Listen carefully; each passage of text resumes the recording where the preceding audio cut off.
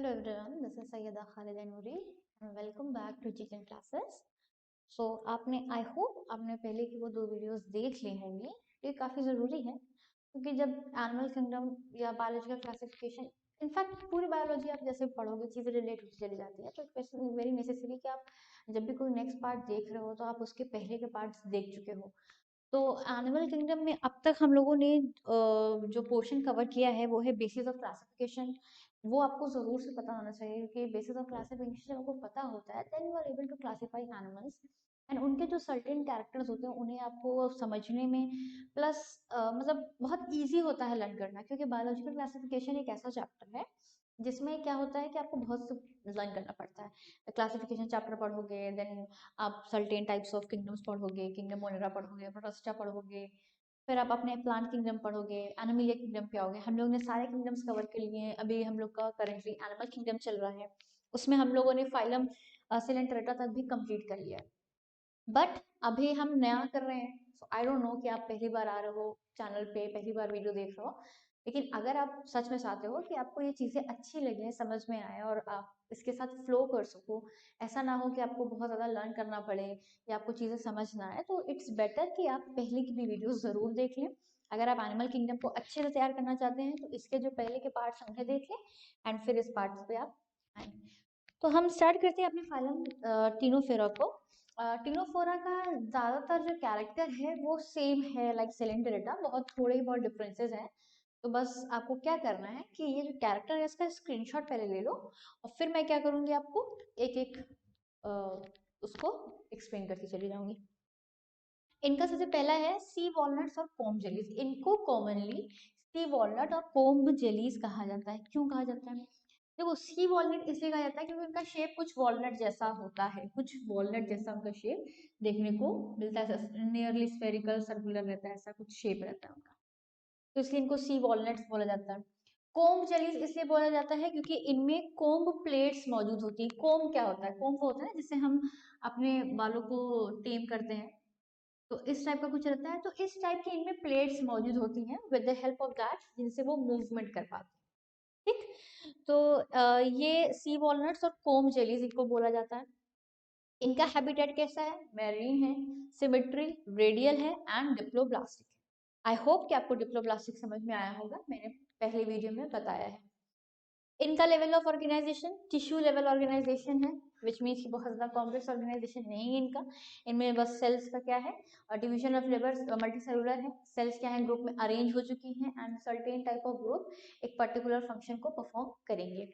तो tissue level organisation हुआ इनका। इनमें जो इनका सबसे ज़्यादा सेलिएंट फीचर है, सबसे ज़्यादा इंपॉर्टेंट फीचर है जिससे ये यूनिक बनते हैं, वो है presence of 8 ciliated comb plates.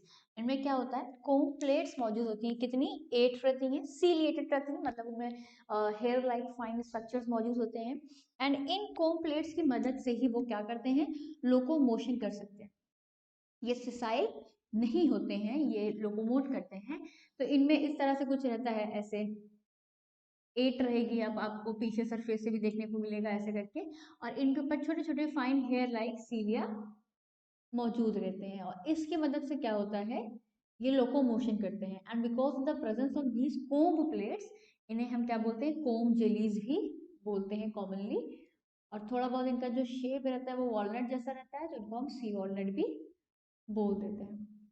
तो इनका जो ये यूनिक फीचर है ये आपको जरूर से लर्न करना है। वैसे तो आपको सारी चीजों को लर्न करनी है, बट होता क्या है, जब आप फाइलम के बारे में आंसर लिख रहे हो तो आपको उस टाइम पे क्या देखना है, आप उनके जो कॉमन फीचर है वो लिखो, बट ऐसे फीचर जिससे वो बाकी सारे फाइलम से सेपरेट है उनको तो गलती से भी मत भूलना। मतलब ये वो पॉइंट्स होते हैं जिन पे मार्क्स मिलते हैं। आपको ये भी लिखना होगा, ये भी लिखना होगा, ये भी लिखना होगा, बट इन पे उतने मार्क्स नहीं मिलेंगे जितने आपको इस पे मार्क्स मिलते हैं। ठीक है, तो जो मेन पॉइंट्स होते हैं जिससे वो बहुत ज्यादा यूनिक है, यूनिक फीचर, हर एक फाइलम को कुछ ना कुछ एक यूनिक फीचर होता है, तो वो यूनिक फीचर आपको नहीं छोड़ना है। एंड इन्हीं यूनिक फीचर के थ्रू ही क्वेश्चंस बनते हैं एंड इन यूनिक फीचर के बेसिस पे आपके फ्यूचर में जितने भी एंट्रेंस एग्जाम्स होंगे, नीट होगा, सर्टेन यूनिवर्सिटी का आप एग्जाम दोगे, तो उन सब में ये जो यूनिक बेसिस होते हैं यही ज्यादा क्वेश्चन फॉर्मिंग करते हैं। एक्स्ट्रा सेलुलर इंट्रा सेलुलर दोनों ही डाइजेशन इनमें होता है। मैंने एक्स्ट्रा सेलुलर, इंटर सेलुलर और इंट्रा सेलुलर बता दिया है। आई होप आपने देख लिया होगा। इन केस नहीं देखा है अंडरस्टूड, आपको कंफ्यूजन है बिटवीन एक्स्ट्रा एंड इंट्रा, आप एक बार पीछे जाके देख सकते हो, ठीक है। बट फिर भी मैं एक बार बता दे रही हूँ कि extracellular outside the cell होगा, intracellular inside the cell होगा। बट इतना भी सिंपल नहीं था, आप एक बार वीडियो जरूर देख लेना। एक और यूनिक फीचर है और वो ये है बायोल्यूमिनेसेंस। ये एक ऐसे आपके लिविंग क्रिएचर हैं जो लाइट को इमिट करते हैं, ये ग्लो करते हैं, ये ल्यूमिनेसेंस करते हैं, इनमें लाइट निकलती है। तो इसलिए है कि बायोल्यूमिनेसेंस, इनमें certain type of chemical reaction अंदर चलता है जिसकी वजह से ये क्या करते हैं, ग्लो करते हैं, लाइट्स निकालते हैं। जैसे कि जुगनू जिसे बोलते हैं हिंदी में, वो भी कैसा होता है आपका, बायोल्यूमिनेसेंस है, उससे भी आपको लाइट मिलती है। उसी तरह का स्टिनोफेरा में भी आपको देखने को मिलेगा। हर्माफ्रोडाइट है ये। हर्माफ्रोडाइट का मतलब इनमें सेक्स सेपरेट नहीं है, सिंगल इंडिविजुअल में आपको mail and female sex organs देखने को मिल जाएंगे। एंड इनमें जो रिप्रोडक्शन है वो स्ट्रिक्टली सेक्सुअल रिप्रोडक्शन है, इनमें एसेक्सुअल बिल्कुल भी नहीं है। और एक्सटर्नल फर्टिलाइजेशन होता है। अगर आप इसे सिलेंट्रेटा से कंपेयर करोगे तो लगभग लगभग सब सेम है, बट आपका ये presence of 8 ciliated complex and bioluminescence plus sexual reproduction and external fertilization ये डिफरेंट है। क्यों? क्योंकि वहां पास उनमें ए सेक्सुअल रिप्रोडक्शन भी होता है प्लस सेक्सुअल रिप्रोडक्शन होता है, एंड फर्टिलाइजेशन उनके केस में इंटरनल था, जबकि इनके केस में क्या है, सेक्सुअल रिप्रोडक्शन सिर्फ होता है और फर्टिलाइजेशन एक्सटर्नल होता है। बाकी ये वाला भी पॉइंट सेम है। स्लेंट्रेटा में भी इनडायरेक्ट डेवलपमेंट थी एंड यहाँ पास भी इनडायरेक्ट डेवलपमेंट ही होती है। मैंने आपको लास्ट वीडियो में बताया था कि इनडायरेक्ट डेवलपमेंट क्या होता है, ऐसा डेवलपमेंट जहाँ जाइगोट बने, जाइगोट के बनने के बाद उसमें certain type of cell division and cell differentiation हो तो लार्वल स्टेज बने, लार्वल स्टेज बनने के बाद आपका एम्ब्रियो और आपका जो ऑर्गेनिज्म है वो उसका फॉर्मेशन हो। इस तरह के डेवलपमेंट को हम बोलते हैं इनडायरेक्ट डेवलपमेंट, ऐसी डेवलपमेंट जिसमें आपको एक लार्वल स्टेज देखने को मिले। तो सिलेंट्रेटा एंड टिनोफोरा दोनों में ही आपको इनडायरेक्ट डेवलपमेंट देखने को मिलती है। इसका एग्जांपल है प्लीरोब्रैंकिया एंड स्टिनोप्लेना, बहुत ही कॉमन एग्जांपल है ये दोनों। इन मतलब आपको क्या करना है, आपको एग्जांपल जरूर सिलेक्ट करके रखना है क्योंकि एग्जांपल्स आर वेरी इंपॉर्टेंट। आपके सिर्फ स्कूल के पॉइंट ऑफ व्यू से मैं नहीं बोल रही हूँ, बाहर फ्यूचर के भी पॉइंट ऑफ व्यू से बोल रही हूँ, क्योंकि जब अभी तो आप 11th में हो, आप 12th में जाओगे तो आपको फिर धीरे धीरे जब 12th कंप्लीट करना है, देन आपको बहुत सारे एंट्रेंस एग्जाम देने हैं, तो वहाँ पास ये नेम से एग्जाम्पल्स से बहुत क्वेश्चन आते हैं। सो आई होप आपने स्क्रीनशॉट ले लिया हो, अगर इनकेस नहीं लिया है तो ले लीजिए, मैं आपको फर्दर प्लैटिहेल्मिन्थेस पढ़ाती हूँ। अब हम क्या करेंगे, फाइलम प्लेटिहेल्मिन्थेस। फाइलम प्लेटिहेल्मिन्थेस का एक मतलब बहुत ही यूनिक फीचर है, वो ये है कि वो फ्लैट होते हैं। फ्लैट इन द सेंस जैसे आपका ये मार्कर है, मैंने आपको बताया था कि जो फ्रंट पार्ट होता है उसे हम मतलब जैसे ये फ्रंट है, आप इसे वेंट्रल कर सकते हो, और इसका जो बैक है आप इसे डोर्सल कह सकते हो, ठीक है। ये कैसा है, सिलेंड्रिकल है, फ्लैट नहीं है, सिलेंड्रिकल है। बट ये जो प्लेटिहेल्मिन्थेस है उनमें क्या होता है, उनका फ्रंट पार्ट और बैक पार्ट दोनों ही मतलब एकदम चिपका हुआ होता है, चिपका हुआ इन द सेंस कि फ्लैट रहता है। तो इसीलिए इनका नाम प्लेटिहेल्मिन्थेस का कॉमन नेम इन्हें हम फ्लैट वर्म्स का देते हैं। तो ये फ्लैट वर्म्स इसलिए कहलाते हैं because their body is dorsoventrally flattened, चिपकी हुई होती है। तो इसकी वजह से यहाँ पास जो सबसे पहला पॉइंट है वो इनके लिए क्या है, यूनिक फीचर है, डोर्सोवेंट्रली फ्लैटेंड। फिर ये एंडोपैरासिटिक होते हैं, इनका मोड ऑफ न्यूट्रिशन कैसा है, एंडोपैरासाइट। मैंने जब एनिमल किंगडम पढ़ाया था मोड ऑफ न्यूट्रिशन में बताया था कि मोड ऑफ न्यूट्रिशन में हेट्रोट्रोफिक है, हेट्रोट्रोफिक में पैरासिटिक भी हो सकता है, सैप्रोफिटिक भी हो सकता है, प्लस आपका होलोजोइक भी हो सकता है। तो यहाँ पर जो आप ये देख रहे हो एंडोपैरासिटिक मतलब क्या होता है, ये पैरासाइट है, और एंडो क्यों लिखा है, एंडो मतलब ऐसा होता है inside the body, which means कि ये जो भी लिविंग ऑर्गेनिजम्स के ऊपर जाएंगे, जिन जो भी उनके होस्ट होंगे, ये होस्ट के बॉडी के अंदर जाके रहेंगे। जैसे ह्यूमंस में अगर देखा जाए तो लाइस एक बहुत कॉमन एग्जाम्पल है पैरासाइट का, लाइस जो बालों में होती है तो वो सरफेस पे रह रही होती है, तो हम बोलते हैं ये एक्सोपैरासाइट है। एंड ऐसे कोई पैरासाइट जो हमारे बॉडी के अंदर रह रहे होते हैं, जैसे कि ये प्लेटिहेल्मिन्थेस हैं, तो ये क्योंकि इनसाइड द बॉडी रेसाइड करते हैं तो इनको हम बोलते हैं एंडोपैरासाइट, ठीक। अगर इनकी बॉडी ऑर्गेनाइजेशन देखा जाए, ये सब आपको पहले भी मैंने बता दिया है, बट फिर भी यहाँ पर पॉइंट लिख दिया है। बायोलेटरल सिमेट्री होती है, ट्रिप्लोब्लास्टिक होते हैं, एसिलमेट होते हैं। मैंने एनिमल किंगडम में बेसिस ऑफ क्लासिफिकेशन में आखिरी में चार्ट बना था, उसमें ये सारी चीजें बताई थी। ऑर्गन लेवल ऑर्गेनाइजेशन होता है, इनमें फ्लेम सेल्स मौजूद होती हैं, ये भी बड़ा इंपॉर्टेंट फीचर है। फ्लेम सेल्स क्या होती हैं? फ्लेम सेल्स क्या है? स्पेशलाइज्ड सेल्स हैं। ये ऐसी सेल्स हैं जिसके थ्रू ये प्लेटीहेल्मिन्थेस या फ्लैटवर्म्स अपना एक्सक्रीशन एंड ऑस्मोरेगुलेशन परफॉर्म करते हैं। एक्सक्रीशन एंड ऑस्मोरेगुलेशन के लिए इनमें स्पेशलाइज्ड सेल्स होती हैं, जिसे बोला जाता है फ्लेम सेल। तो ये जो फ्लेम सेल्स हैं, बड़ा इनके लिए एक यूनिक फीचर है, तो ये बहुत इंपॉर्टेंट फीचर है। प्रेजेंस ऑफ फ्लेम सेल्स किस काम आती है? Excretion and osmoregulation. एक्सक्रीशन आपको पता ही है, रिमूवल ऑफ वेस्ट। ऑस्मोरेगुलेशन क्या होता है? बॉडी में जो फ्लूइड प्रेजेंट है, आप इमेजिन करो ये एक बॉडी है, किसी भी एनिमल की बॉडी है। ऑस्मोरेगुलेशन जो टर्म है वो किसी भी लिविंग ऑर्गेनिज्म के लिए आप यूज करोगे। तो बॉडी में आपको पता है कि अंदर आपके वाटर रहेगा और वाटर के साथ सॉल्ट्स वगैरह मौजूद रहेंगे, या मतलब वाटर के साथ बहुत कुछ मौजूद रहता है। अंदर बहुत सारे आयंस मौजूद रहते हैं, बायवेलेंट रहते हैं, मोनोवेलेंट रहते हैं, बहुत सारे मतलब बेसिस वगैरह मौजूद रहते हैं, सॉल्ट्स वगैरह रहते हैं।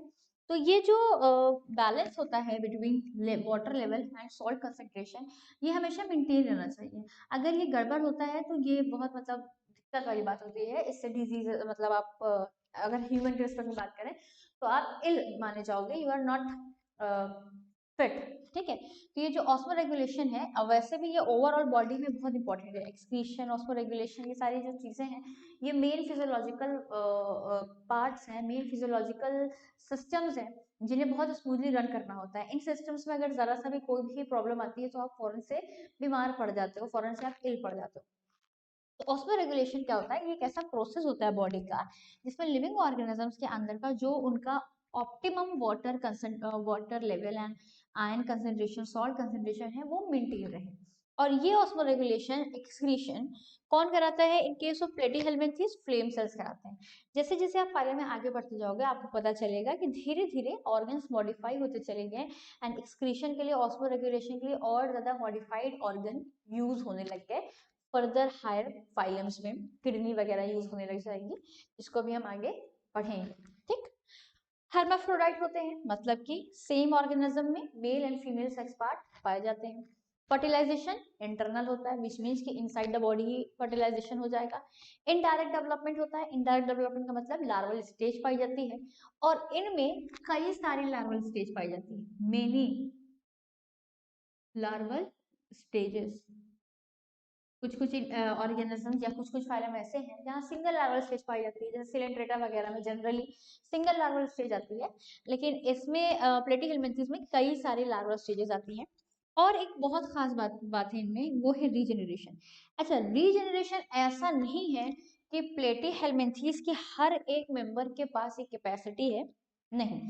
रीजेनरेशन जो कैपेसिटी है वो प्लेटीहेल्मिन्थेस के कुछ जेनेरा के पास है, और मोस्ट फेमस एग्जांपल है इसका प्लेनेरिया। प्लेनेरिया क्या है? आपका प्लेटीहेल्मिन्थेस एग्जांपल है, एंड इसके अंदर एबिलिटी होती है रीजनरेशन की। What is regeneration? रीजनरेशन आपका कुछ ये होता है कि मान लो आपका जो ऑर्गेनिज्म है, मल्टीसेलुलर ऑर्गेनिज्म है ये आपका, ठीक है, इस तरह से कुछ प्लेनेरिया को बनाया जाता है। ये इसको आप पार्ट्स में कट कर दो, तो जो पार्ट में आपने कट किया है वो पार्ट कंप्लीटली एक नया ऑर्गेनिज्म बना देता है।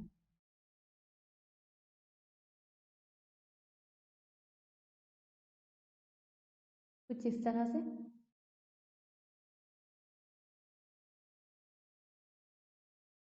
इनमें रूडिमेंट्री आईज वगैरह प्रेजेंट होती है, तो जो डॉट बनाया वही है। तो आपने देखा मैंने प्लेनेरिया को 3 पार्ट में काटा, और ये तीनों पार्ट अल्टीमेटली नेक्स्ट 3 प्लेनेरिया में कन्वर्ट हो गए।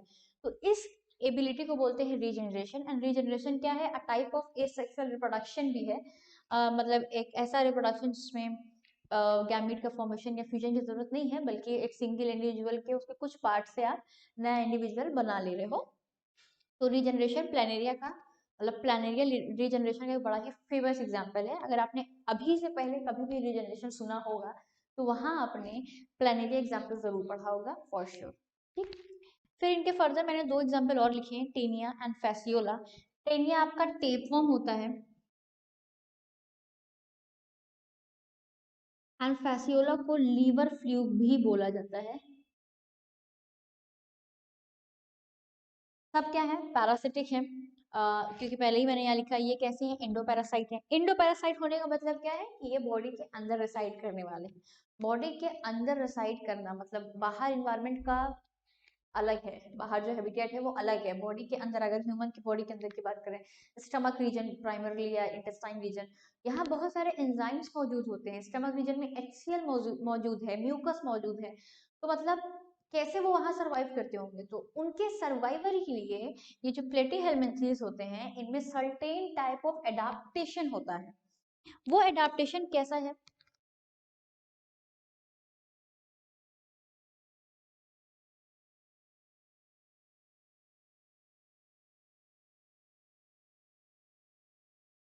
पहला तो इनमें सबसे पहला एडाप्टेशन ये है कि प्रेजेंस होता है इनमें, प्रेजेंस ऑफ हुक्स। हुक्स किस लिए, ऐसे आप इमेजिन करो ये आपका इंटेस्टाइन का रीजन है, ठीक, यहाँ कहीं आपका कोई एक फ्लैट वर्म है रिसाइड कर रहा है। अब इस इंटेस्टाइन में बाहर से कोई भी फूड आएगा, लिक्विड आएगा, या जो भी एंजाइम सिक्रिएट होगी, जो भी म्यूकस है, उसके वजह से ये स्लिप कर सकता है एंड आउटसाइड द बॉडी निकल सकता है। तो अपने आप को उस जगह पे जमाए रहने के लिए उसको जरूरत होती है हुक्स की। तो with the help of those hooks ये वॉल पर चिपक जाते हैं, तो जिससे वो आसानी से पानी के थ्रू, खाने के थ्रू नहीं निकलते हैं, ठीक है। एक तो हुक्स होता है, दूसरा इनमें होता है प्रेजेंस ऑफ सकर्स। अब सकर्स का नाम तो पढ़ के समझ में आ गया होगा, सक करने के लिए। तो इनमें सर्टेन टाइप ऑफ ऑर्गन्स मौजूद होते हैं जिन्हें सकर्स बोला जाता है, जिससे वो क्या करते हैं, वॉल से अपना न्यूट्रिएंट सक करते हैं।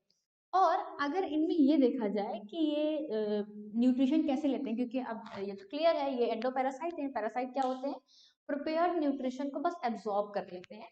तो इनमें जो एब्जॉर्प्शन होता है वो बॉडी के थ्रू ही हो जाता है, बॉडी एब्जॉर्ब कर लेती है, इनकी बॉडी न्यूट्रिशन को एब्जॉर्ब कर लेती है। तो ये कुछ सेलिएंट एडाप्टेशन है जो कि एंडोपैरासाइट्स के अंदर जनरली देखने को मिलता है। इनकी बॉडी सर्टेन एक लेयर से कवर रहती है, मतलब उनकी जो बॉडी है वो रेजिस्टेंस होती है toward mucus, toward HCl, toward enzyme, तभी तो वो हमारे बॉडी के अंदर रिसाइड कर पा रहे हैं। अगर वो ऐसे ना होते, उनमें ये एडाप्टेशन ना होता, तो वो बॉडी के अंदर नहीं रह पाते। हमारी जो HCl होती उनको खत्म कर देती है, या जो कुछ एंजाइम्स निकलती हैं वो एंजाइम्स उन्हें खत्म कर देती है। या फॉर एग्जांपल अगर वो अपने आप को वॉल से चिपका ना सकते, तो हम खाना खाते, पानी पीते, तो वो इजीली हमारी बॉडी से फ्लश आउट हो जाता है। बट ऐसा नहीं होता है, फॉर देम हमें स्पेशल मेडिसिन लेनी पड़ती है। क्यों, क्योंकि ये जो होते हैं इनके पास हुक्स है, सकर्स है, इनकी बॉडी उसी तरह से अडेप्टेड है कि वो उस एल्कलाइन मीडियम में रह लें, एसिडिक मीडियम में रह लें, इसलिए काफी अच्छे एंडोपैरासाइट होते हैं और इजीली बॉडी से रिमूव नहीं होते जब तक कि आप एक प्रॉपर ट्रीटमेंट ना करो। तो आप इसका भी स्क्रीनशॉट ले लो। मैं नेक्स्ट फाइल पे मूव करती हूँ। तो नाउ हम अपने नेक्स्ट फाइल पे मूव करते हैं एंड दैट इज एस्केलमेंथीज। जैसे अभी आपने फ्लैटवर्म्स को देखा प्लैटिहेल्मिन्थेस में, कि उनकी बॉडी कैसी थी, फ्लैटेंड थी डोर्सोवेंट्रिकली। इनकी फ्लैटेंड नहीं होती बल्कि राउंड होती है। अगर इनका क्रॉस सेक्शन लिया जाए तो वो कुछ राउंड दिखते हैं, तो इसलिए इनका कॉमन नेम राउंड वर्म्स में आप इन्हें कंसिडर कर सकते हो, ठीक। सर्कुलर क्रॉस सेक्शन होता है। फिर हम आते हैं इनके हैबिटेट पे। ये ऐसा नहीं है कि कंप्लीटली पैरासिटिक होते हैं, जैसे प्लेटीहेल्मिन्थेस आपने देखा कि वो एंडोपैरासिटिक ही थे, प्लस ज्यादातर मतलब कंप्लीटली पैरासिटिक थे एंड वो ह्यूमन में ही रिसाइड करते थे, वो ह्यूमन के ही पैरासाइट जनरली हैं। और इनका अगर देखा जाए तो ये फ्री लिविंग भी है, पैरासिटिक भी है।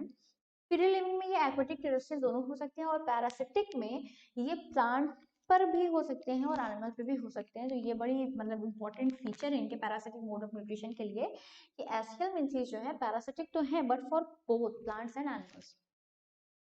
अब इनका ऑर्गेनाइजेशन कैसा है, ऑर्गन लेवल है, बायलेटरल सिमेट्री है, ट्रिप्लोप्लास्टिक है एंड सीडोसिलामेट्स है। विच मीन्स कि जब हम फाइलम हमने स्टार्ट किया पढ़ना तो हमको ये पता चला कि एस्केलमेंथीज वो फाइलम है जहाँ से सीलम का इनिशिएशन हुआ। यहाँ सीलम मौजूद है, ट्रू सीलम नहीं है, सीडोसीलम है। कैसी होती है सीडोसीलम? मैंने आपको बताया था कि जो कैविटी होती है उसमें पाउचेस ऑफ मीजोडर्म मौजूद होते हैं, पैराकाइमेटस रहता है वो, तो उन पाउचेस की वजह से उसे हम बोलते हैं स्यूडोसीलम। और क्योंकि इनमें स्यूडोसीलम ही होता है तो ये हो गया स्यूडोसीलमेट। तो फाइलम एस्केलमेंथीज से स्यूडोसीलमेट की सिचुएशन स्टार्ट होती है। देन इसके बाद अब आगे हम लोग पढ़ेंगे तो वहां हम लोग पढ़ेंगे कि वो सब कैसे हैं, सिलमेट है। और इससे पहले प्लेटिहेलमिन्थेस तक क्या था, सब एसिलमेट थे, किसमें भी सीलम नहीं थी, डिप्लोब्लास्टिक थे। यहाँ से आपको ट्रिप्लोब्लास्टिक समझ में आ रहा है। बायलेटरल सिमेट्री तो इससे पहले भी थी, ऑर्गन लेवल इससे पहले भी था। एलिमेंट्री कैनाल में इनकी कंप्लीट होती है। एलिमेंट्री कैनाल कंप्लीट होने का मतलब क्या होता है? जब एलिमेंट्री कैनाल ऐसी हो जिसमें दो ओपनिंग हो, ऐसी हो जिसमें एक डिस्टिंक्ट ओपनिंग इधर हो और एक डिस्टिंक्ट ओपनिंग इधर हो, एक इनका स्टार्ट पॉइंट हो और एक एंड पॉइंट हो। अब स्टार्ट पॉइंट एंड पॉइंट इसका मतलब क्या है कि जब फूड को इंगल्फ करने की बारी आए या फूड लेने की बारी आए तो उसके लिए एक अलग सी ओपनिंग हो जिसे हम माउथ बोलते हैं। तो इनके केस में एक अलग ओपनिंग होती है, इसमें मतलब डेफिनेट एक डिस्टिंक्ट फीचर, डिस्टिंक्ट स्ट्रक्चर मौजूद है, उसे हम बोलते हैं माउथ फेरिंग्स, मस्कुलर फेरिंग्स रहती है जिसे हम माउथ बोल सकते हैं। यहाँ मस्कुलर फेरिंग्स इनमें पाई जाती है और ये मस्कुलर फेरिंग्स की वजह से हम क्या बोलते हैं कि इनके पास माउथ है, प्लस इनके पास एंड पे एक पोर मौजूद होता है जिसको बोलते हैं एक्सक्रीटरी पोर। तो होता क्या है कि ये फूड इनटेकिंग के लिए इनके पास एक अलग पॉइंट है, एक अलग ओपनिंग है, एंड फूड एक्सक्रीशन के लिए एक अलग ओपनिंग है, एक अलग पॉइंट है। तो इस तरह की जब एलिमेंट्री कैनाल होती है तो हम बोलते हैं कि एलिमेंट्री कैनाल कंप्लीट है। एंड कंप्लीट एलिमेंट्री कैनाल का जो फीचर है वो फाइलम एस्केलमेंथेस से ही स्टार्ट होता है। मतलब अब जैसे जैसे हम फाइलम में जाते जाएंगे तो हमें लगभग हर जगह ये कंप्लीट देखने को मिलेगी। एक्सक्रीटरी ट्यूब मौजूद होता है, मैंने अभी बताया। इस एक्सक्रीटरी ट्यूब में एक छोटे छोटे पोर्स होते हैं, पोर होता है उसे हम एक्सक्रीटरी पोर बोलते हैं। डायशियस होते हैं। डायशियस मतलब क्या होता है? डायशियस मतलब होता है यूनिसेक्सुअल। यूनिसेक्सुअल का मतलब क्या हुआ कि इनमें अलग अलग इंडिविजुअल होंगे, अलग अलग इंडिविजुअल पे मेल पार्ट होगा एंड फीमेल पार्ट होगा। जैसे अभी आपने देखा पीछे प्लेटिहेलमिन्थेस में देखा, सेलेंट्रेटा में देखा, टिनोफोरा में देखा, वो हर्माफ्रोडाइट। हर्माफ्रोडाइट क्या था कि एक ही सिंगल बॉडी में male organ female sex organ मौजूद थे। बट एस्केलमेंथेस के केस में क्या है, यहाँ पास अगर देखा जाए तो इनमें अलग अलग बॉडी होती है और अलग अलग बॉडी में अलग अलग सेक्स ऑर्गन पाए जाते हैं। तो जिन बॉडीज में मेल सेक्स ऑर्गन पाया जाएगा उन्हें हम मेल बोल देंगे और जिनमें फीमेल सेक्स ऑर्गन पाया जाएगा हम उन्हें फीमेल ऑर्गेनिज्म बोल देते हैं। फर्टिलाइजेशन इनमें भी इंटरनल होता है एंड इनकी डेवलपमेंट डायरेक्ट भी हो सकती है, इनडायरेक्ट भी हो सकती है, ठीक। और अगर एग्जाम्पल की बात करें तो एस्कैरिस इसका बड़ा फेमस एग्जाम्पल है। एस्कैरिस को कॉमनली राउंडवर्म बोला जाता है एंड ये राउंडवर्म पैरासिटिक होता है, आपको पता ही है ह्यूमंस में। और इसका एक एग्जाम्पल और है वुचेरेरिया, इसे फाइलेरिया वर्म भी बोला जाता है। ये भी पैरासिटिक, मतलब इसके वजह से अभी जब आप लोग 12th में जाओगे, जब डिजीज वगैरह पढ़ोगे तो पता चलेगा जो एलिफेंट लेग्स होते हैं इसी के वजह से होता है, ठीक। तो फाइलम एस्केलमेंथेस भी आपका कंप्लीट हो गया है, आप इसका भी स्क्रीनशॉट ले लो। फिर हम क्या करेंगे, एक नेक्स्ट फाइलम को स्टार्ट करेंगे एंड फॉर दिस वीडियो हम बस वहीं तक करेंगे, फिर हम नेक्स्ट वीडियो बनाएंगे एंड आई होप आप नेक्स्ट वीडियो भी जरूर देखोगे, ठीक है। Screenshot of this. अब हम अपना लास्ट फाइलम करते हैं for this video, that is phylum Annelida. इसके भी मैंने कैरेक्टर्स लिखे हैं, आप इसका स्क्रीनशॉट ले लो। ये कैसे हैं? फ्री लिविंग है, पैरासिटिक है, विच मीन्स कि पैरासाइट भी एक्ट कर सकते हैं, फ्री लिविंग भी हो सकते हैं, जैसा कि अभी आपने देखा तीसरे लेवल फाइलम एस्केलमेंथेस में। अच्छा, फ्री लिविंग में ये टेरेस्ट्रियल भी हो सकते हैं एंड एक्वेटिक भी हो सकते हैं। टेरेस्ट्रियल एक्वेटिक दोनों पाए जा सकते हैं। एक्वेटिक का एक बड़ा फेमस एग्जांपल है निरीज। हाँ, मैंने वहाँ लिखा भी है निरीज। फेरेटिमा आपका कोई और नहीं बल्कि अर्थवर्म को ही फेरेटिमा बोलते हैं। तो आपको पता है अर्थवर्म कैसा है, टेरेस्ट्रियल एंड फ्री लिविंग है, ठीक। तो एक्वेटिक का एग्जांपल निरीज है, टेरेस्ट्रियल का अर्थवर्म है, आपके पैरासिटिक भी पाए जाते हैं ये। सिलामेट होते हैं, मैंने अभी आपको बताया कि अब सीलम आगे आता चला जाएगा, तो ये सिलामेट होंगे। ऑर्गन लेवल ऑर्गेनाइजेशन है, बायलेटरल सिमेट्री है, ट्रिप्लोब्लास्टिक है, ये सारा पीछे वाली चीजें हैं, तो आप पीछे वाली वीडियो को जरूर देख लो अगर नहीं देखा है तो। इनमें होता है metameric segmentation, unique feature for this phylum. वैसे मैंने ये मेटामेरिक सेगमेंटेशन जब बेसिस ऑफ क्लासिफिकेशन पढ़ाया वहां मैंने पढ़ाया है, बट फिर भी एक थोड़ा सा मैं यहाँ बता दे रही हूँ। जैसे अगर आप कभी अर्थवर्म की बॉडी देखो, तो अर्थवर्म की बॉडी पे आपको इस तरह से लाइंस देखने को मिलती हैं। तो ये जो लाइन है वो कैसी है, वो इस पूरे बॉडी को एक्सटर्नली और इंटरनली उनको सेगमेंट्स में डिवाइड कर देती हैं। सेगमेंट्स में डिवाइड करती हैं तो हम इसे बोलते हैं मेटामेरिक सेगमेंटेशन। और जो ये एक एक सेगमेंट है इन्हें आप मेटामर्स बोल सकते हो, ठीक। एंड ये जो मेटामर्स हैं, because of the presence of these segments, in segment की वजह से ही इनका नाम पड़ा एनालिडा। क्यों? क्योंकि एनालिडा जो टर्म आया है वो एनुलस टर्म से आया है, और एनुलस टर्म का मतलब होता है रिंग। क्योंकि इनमें आप देख रहे हो इनकी जो बॉडी है वो रिंग्स में डिवाइडेड है, तो इसलिए इनको हम लोग, इनका जो नाम पड़ गया फाइलम क्या पड़ गया, एनालिडा। तो ये एक यूनिक फीचर है इस फाइलम के लिए, मेटामेरिक सेगमेंटेशन। इनमें लोकोमोशन के लिए लॉन्गिट्यूडनल सर्कुलर मसल्स मौजूद होती हैं। वैसे यहाँ पास एक पॉइंट और है, कुछ जनरा ऐसे हैं जिनमें सर्कुलर लॉन्गिट्यूडनल मसल्स मौजूद होती हैं। जैसे हेरिडोना का अगर बनाया जाए डायग्राम, कुछ इस तरह से रहता है, और इनमें यहाँ ऐसे बेस में कुछ इस तरह से मौजूद रहता है, ठीक। तो ये लोकोमोशन के लिए रहता है, हेरोडेना का ऐसा कुछ रहता है, और उसके सेगमेंट्स इसमें भी पाए जाएंगे, ठीक। लेकिन कुछ ऐसे भी होते हैं, स्पेशली एक्वेटिक वंस में। एक्वेटिक वंस में क्या होता है, इनमें लेटरल अपेंडेजेस होते हैं, लेटरल अपेंडेजेस होते हैं, और वो लेटरल अपेंडेजेस जो होते हैं वही लोकोमोशन में यूज होते हैं। उन लेटरल अपेंडेजेस को पैरापोडिया बोला जाता है, पैरापोडिया, ठीक है। ये आपका निरीज में देखने को मिलता है। अगर निरीज का एक जनरल डायग्राम बनाया जाए तो निरीज को आप कुछ इस तरह से ड्रॉ कर सकते हो।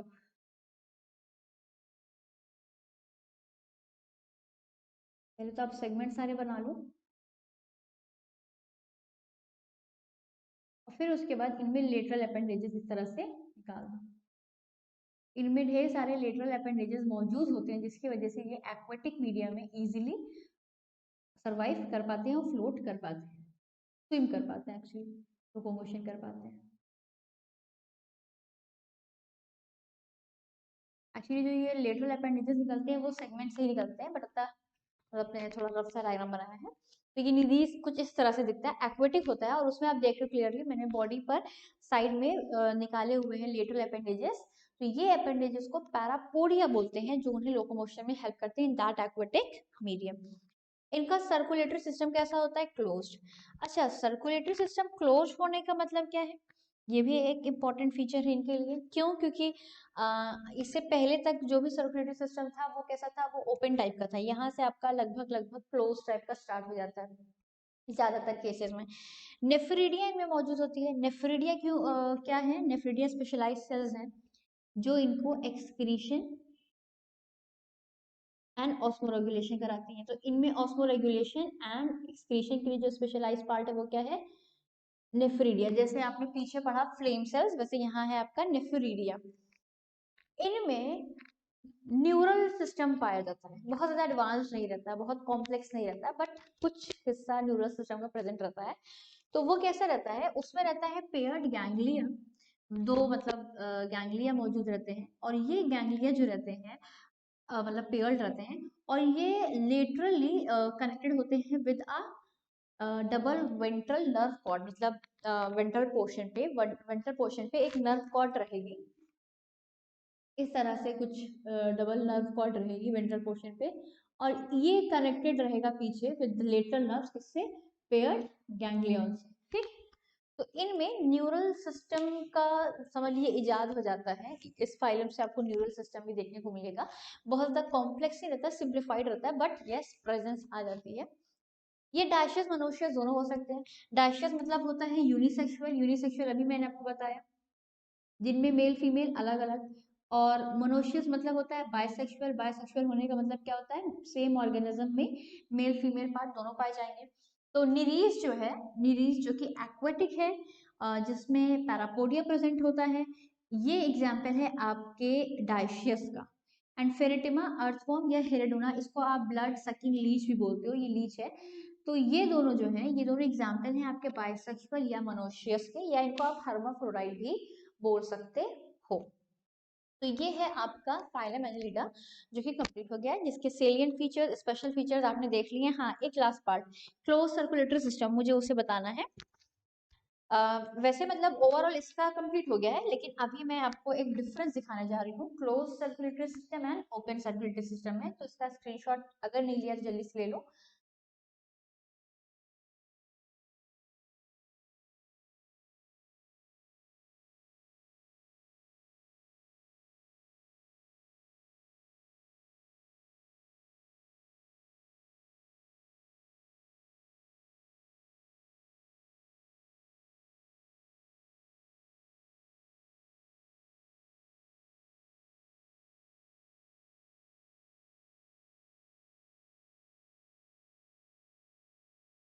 देखो, एक होता है ओपन सर्कुलेटरी सिस्टम,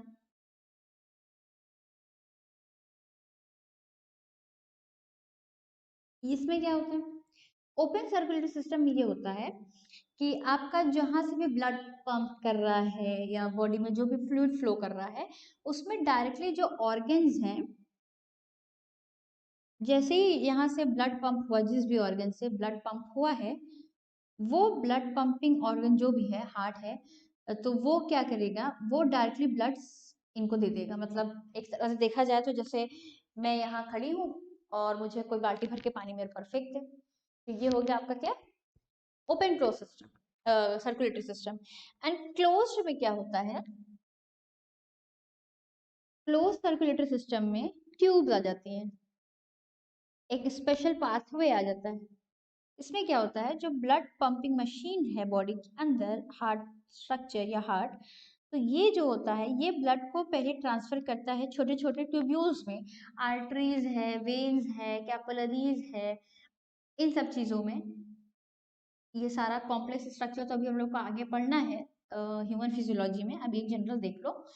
तो ये इस पाथवे में जाता है, इस ट्यूब में जाता है, इस पाइपलाइन में जाता है, उसके बाद वो सर्टेन ऑर्गन्स को या बॉडी के सारे ऑर्गन्स को, सारे पार्ट्स को पहुंचा देता है। तो जब इस तरह से ब्लड फ्लो करता है, एक क्लोज पाथवे में फ्लो कर रहा है, तो उसे हम बोलते हैं close circulatory system. And open circulatory system में जिसमें बस डायरेक्ट आया ब्लड और नहला के चला गया।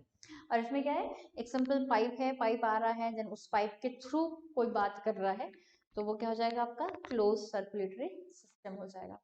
आपका फाइलम एनिलिडा भी कंप्लीट हो गया। आई होप कि आपने पहले ही वीडियोस देख ली होगी एंड आपको ये वीडियो भी काफ़ी अच्छी लगी होगी।